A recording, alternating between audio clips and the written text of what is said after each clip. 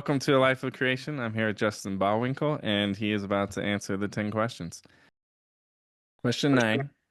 Not everyone gets paid to create something they are passionate about, but where do you see the value in people still pursuing their passions even if they aren't getting paid? And then how can we encourage others to live a life of creation even when their creations seem to go unnoticed? Well, for sure, if you're passionate about it and it's something you love and you feel innate inside of you that you feel fulfilled in the creation of that thing or that medium or whatever it is that you love, that's you being your full self, Right. and you're not stifling anything about you, and I think there's value in that for what it is.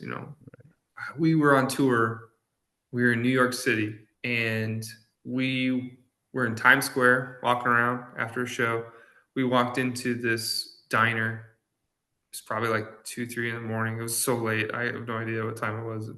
And there was these 3 guys in the corner of the diner, and they were building model ships out of cereal boxes. Elaborate, like incredibly detailed sailing pirate ships, Right. like traditional wooden ships. And it was cereal boxes. It was like Wheaties and like just exactly what you're thinking of, cardboard cereal boxes. They looked awesome. And I was just like, nobody's around. These guys were just building these things together. They're not worth anything. They're not like going to sell these things. They were actually upset at us for even interrupting them because we were like, "What do you do? This is awesome!" And they're like, "Leave us alone." Um, We do this at 2 a.m. for a reason. exactly. They did not want people around, and I was just like, "This is a wild place." Like that's awesome.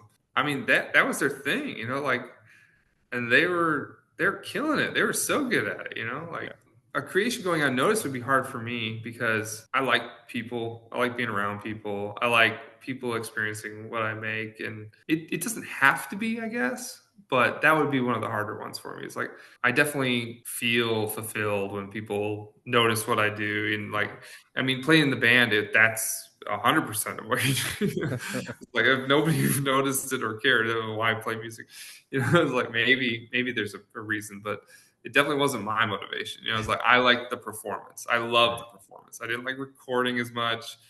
I didn't even like people enjoying our music on their own. That was great, but that's not what I preferred. I preferred Right. like them being at the show and us like having this, relationship building moment together. Right. So or a shared experience. That would be the hardest out of that list. Is like, but I still think if that is your passion and it's not a medium that has to be enjoyed by others, I think I think it's still worth it to do. Even if it's for the sole purpose of you honing your skill or getting better at it. Right.